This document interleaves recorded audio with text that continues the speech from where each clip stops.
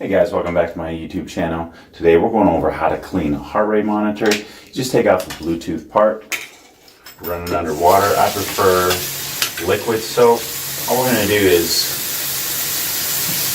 get that, press it there, and then you're going to clean mostly the inside. If you don't use soap, it's going to stink after a while.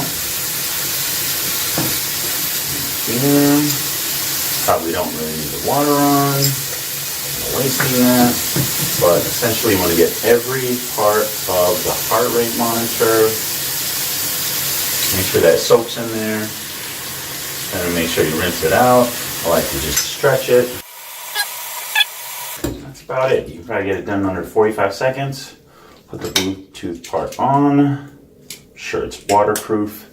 Hang it over like a little rack there, and you're good to go. Done. Thanks for watching. If you have any questions, let me know.